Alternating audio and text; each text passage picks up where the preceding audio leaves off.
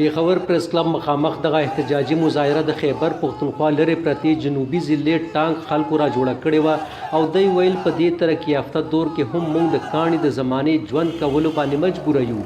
سړکونه مو وران ویجاړ، د هسپتال درک نشته، د سکولونو نشوالي له امله ماشومان بې تعلیمه لویږي او تر دې چې د څښلو پاکې اوبه هم نه لرو. او یو مظاهره کوونکي ګل رحمان په دغه موقع ډیوه راډیو ټي وي ته وایي موږ انسانان او ځناور یو تالاب کې په اوبو څښلو مجبوره یو.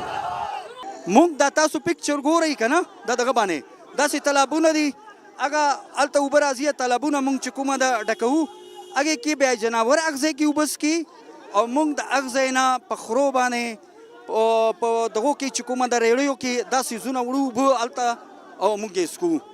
موږ یعنی مین پرابلمز دی ځکه موږ مجبوریانې دي چې دلته راغلي یو، د مستۍ نه یو راغلي. وايي په دې اړه مو څو ځله ضلعي انتظامي او تر دې چې صوبایي حکومت سره هم رابطې وکړې، خپلې علاقې کې مو هم احتجاجونه وکړل، خو څوک هم زموږ خبرې اورېدو ته تیار نه دي او ادعا کوي چې د ټانک خپله آبادي 2 لکو تنان نه سیوا ده او د پاسه پې د شمالي وزیرستان بې کوره شوي خلک هم راغلي دي چې ورسره د ضلعې وسیلې ګډې وډې شوي دي.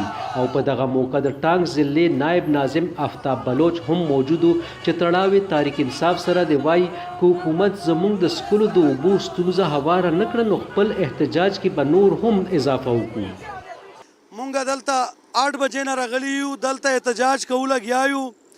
مونږ که یو غنټې کې اندر که د ګورنمنټ مونږ خبرې نه اروي او بیا خو کلیر ده چې ګورنمنټ شته نه، بیا خو مونږ به وځو، مونږ به روډ بند کوو چې دو مونږ باندې ظلم کوي، چې کم ظلم شروع دي نور هم کوي.